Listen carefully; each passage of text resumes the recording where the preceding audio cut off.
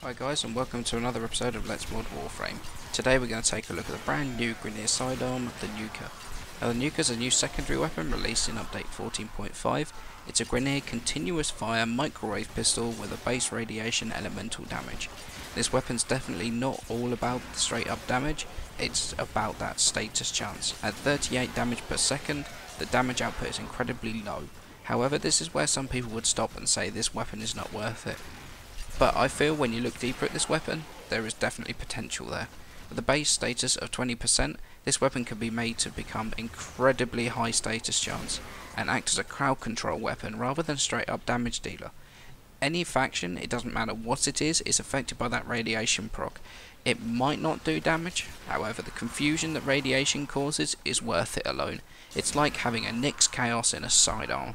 Because it's radiation and not a single elemental like poison, it means that no matter how you mod this weapon, it's going to keep that radiation damage.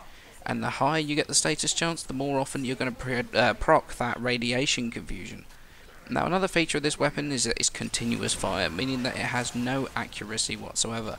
And as such, mods like Magnum Force that require a weapon's accuracy do not have any negative effect on this weapon whatsoever, however keeps all the positive effects as in the damage that it provides. Now it is an expensive weapon to research and build because it's clan tech, meaning that you need to be a member of a clan to get the blueprint for this weapon.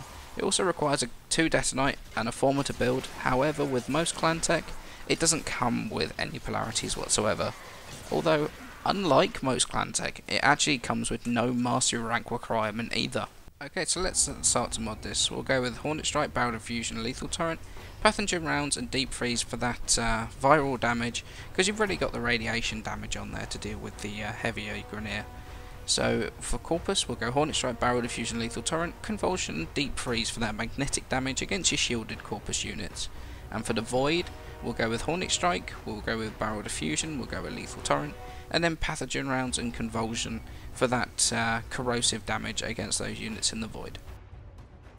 Okay, and now on to my recommendation and whether I think this weapon is worth it or not. Honestly, that's something that is very tough to answer.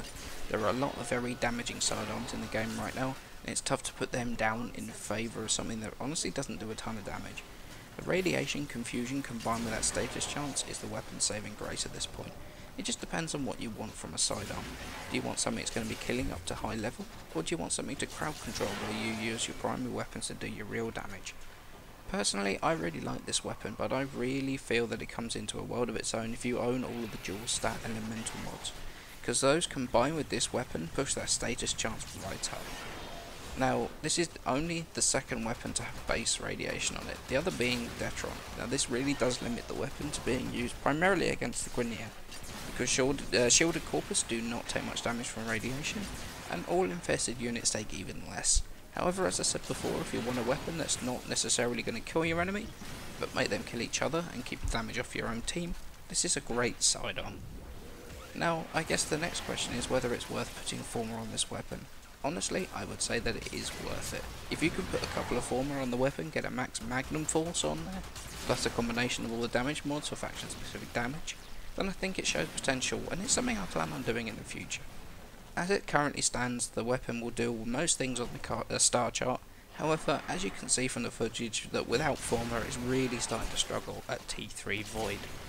Thanks very much for watching guys, please don't forget to leave a like and subscribe, it helps huge amounts. Have a great day guys, bye bye.